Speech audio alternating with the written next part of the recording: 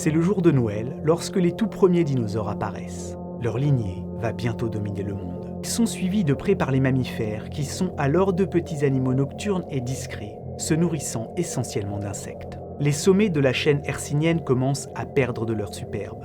Au cours des jours qui suivront, le temps et l'érosion vont finir par avoir raison de ces cimes vieillissantes, qui, inexorablement, se tassent et s'étalent. Leurs vestiges rabotés et usés existent encore aujourd'hui. Ils s'appellent Massif central, Vosges, Appalaches ou chaîne de l'Oural. Une nouvelle journée vient de s'écouler, près de 40 millions d'années dans la réalité. Et en début de soirée de ce 26 décembre, l'ensemble des terres émergées de la planète commence à se disloquer selon les lignes de force et de faiblesse de la croûte terrestre. À terme, ces fracturations vont donner les continents que l'on connaît aujourd'hui. Partie seule de son côté, l'Inde commence à remonter vers le nord. Elle va prendre 3 jours pour traverser l'océan avant d'aller percuter l'Eurasie. Le 27 décembre, les déserts arides de la fin du Trias ont été remplacés par des forêts tropicales luxuriantes. Nous sommes entrés dans le Jurassique. Une grande partie des territoires qui deviendront plus tard l'Europe de l'Ouest sont alors un immense chapelet d'îles entouré par une mer tropicale peu profonde, riche en récifs coralliens. Vous n'auriez vraisemblablement pas aimé vous baigner dans les eaux chaudes de ces paysages de cartes postales idylliques, car sous la surface évoluent des prédateurs véloces, tels que les ichthyosaures ou les plésiosaures, dont les coups démesurés avoisinent les 10 mètres de long. Quant aux cieux de cette époque, ils sont les territoires des ptérosaures, des reptiles volants qui, dans l'après-midi de ce 27 décembre, vont être rejoints par de petits dinosaures à plumes capables de planer. Quelques heures du calendrier plus tard, les voilà déjà en train de voler. C'est l'acte de naissance des tout premiers oiseaux. Dans ces décors épiques du Jurassique, les mammifères occupent désormais toutes les niches écologiques. Dépassant rarement la dizaine de centimètres, la plupart vivent dans des arbres ou dans des trous. Pour eux, c'est une bonne option que de rester petits, de faire dans la discrétion.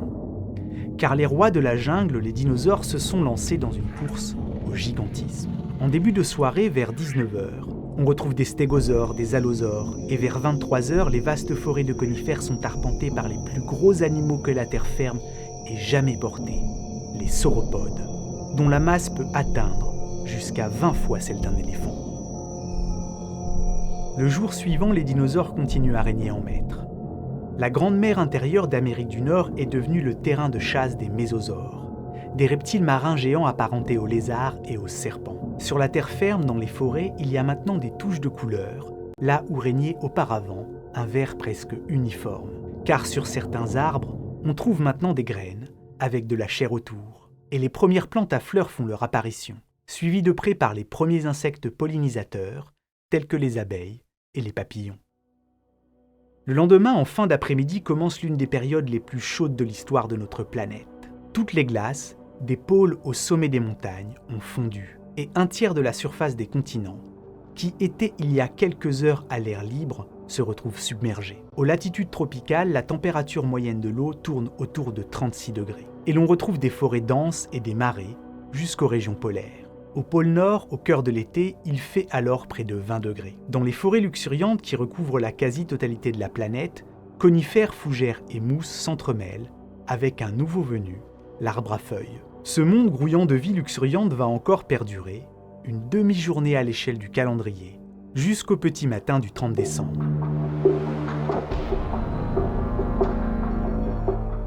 À 6h30 pétante, la fête s'arrête net. Lorsqu'un astéroïde d'une dizaine de kilomètres de diamètre vient percuter notre planète à quelques 65 000 km/h, laissant derrière lui un cratère de 180 km de diamètre et le monde dévasté. Les poussières éjectées dans l'atmosphère par la puissance de l'impact transforment alors dans la plupart des régions du monde le jour en nuit. À l'échelle du calendrier, ce ciel voilé de cendres va se dissiper en 1/10 de seconde. Pour 75% des espèces vivant alors sur notre planète, l'histoire s'arrête là. Pour les dinosaures non aviens, c'est la fin d'un règne sans pareil qui aura duré 4 jours et demi à l'échelle de notre calendrier.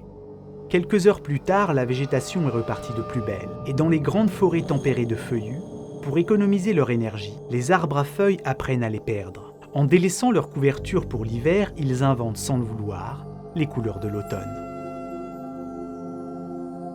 Il est près de 10 heures du matin, quand d'énormes oiseaux incapables de voler, et pouvant mesurer jusqu'à 3 mètres de haut pour un poids de plus de 200 kg, apparaissent en Amérique du Sud.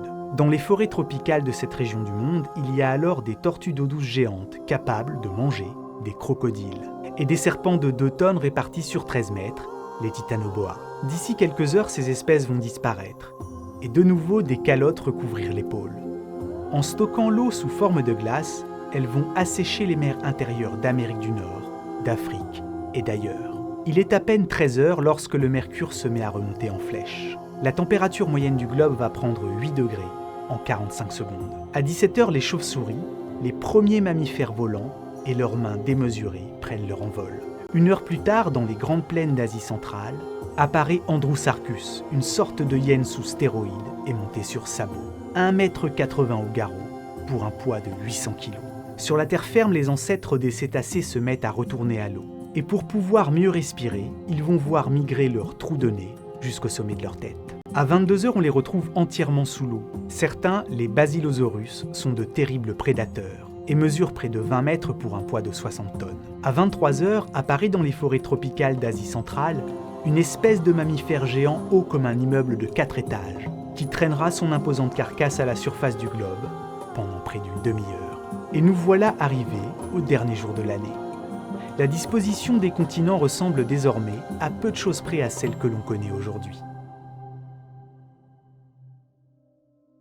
Vers 10 heures du matin, apparaît dans les océans Mégalodon, une espèce de requin pouvant être jusqu'à 3 fois plus imposante que le grand blanc, et qui va disparaître dans un tour de cadran. Les ancêtres de tous les grands singes, dont nous faisons partie, arrivent peu après 14 heures, avec leurs mains préhensibles, leurs yeux sur le devant de la tête qui leur confèrent une vision en relief permettant d'évaluer les distances, et leur cerveau de plus en plus développé. Ces primates vont coloniser une grande variété d'environnements forestiers. À 19h30, on commence à croiser les tout premiers hominidés bipèdes.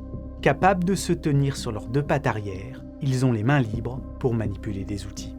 3/4 d'heure plus tard, à 20h15, le détroit de Gibraltar se ferme sous l'effet du mouvement des plaques tectoniques.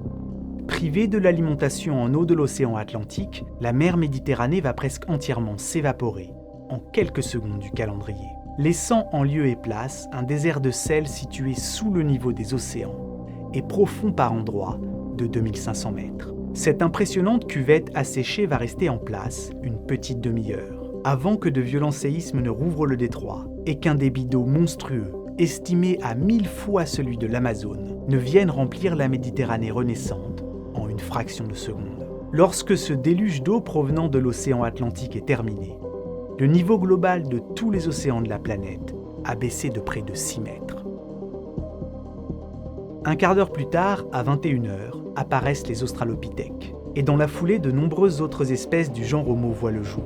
À 22h20, on retrouve Homo habilis. À 22h30, Homo rudolfensis. À 22h40, Homo ergaster, qui est le premier à tailler des outils dans la pierre. Une demi-heure plus tard, Homo erectus fait son entrée. Il est le premier hominidé à faire cuire des aliments. À 23h44, on retrouve des femmes et des hommes de Néandertal qui savent maîtriser et conserver le feu, enterrent leurs morts et portent des bijoux. Et lorsqu'enfin Homo sapiens s'invite sur la scène du monde, l'horloge affiche au compteur 23h48. Notre espèce n'est alors présente qu'en Afrique. 10 minutes plus tard, on retrouvera nos traces sur tous les continents, à l'exception de l'Amérique et de l'Antarctique. À 23h58, on réalise les premières sculptures et les premières peintures. Nous ne sommes alors que quelques centaines de milliers d'individus sur l'ensemble de la planète, mais bien organisés, armés de pierres taillées et maîtrisant le feu. Nous avons déjà une influence considérable. Et dans le sillage de nos migrations, 80% des autres espèces terrestres de plus d'1 tonne vont disparaître. En Australie, 15 des 16 membres de la mégafaune s'éteignent dans les 30 secondes qui suivent l'arrivée des premiers hommes sur le continent. Grâce au langage, nos idées comme nos innovations peuvent survivre à la mort des individus en passant de tête en tête, ce qui nous permet de ne pas repartir de zéro. Les secondes s'égrènent, les objets comme les gestes se perfectionnent et s'accumulent. Et en quelques milliers de générations, on s'est mis à confectionner des outils de plus en plus complexes, à travailler les os, à réaliser des lames et des harpons. Il est 23h58 passé de 30 secondes lorsque l'on passe le détroit de Bering et commençons à peupler les Amériques. Passé de 48 secondes lorsque l'on peint sur les murs de la grotte ornée de Chauvet des histoires, celles des animaux que l'on fréquente et que l'on chasse. Passé de 50 secondes lorsque l'homme de Néandertal, que nous avons croisé et avec lequel nous avons cohabité pendant près de 40 secondes, s'éteint.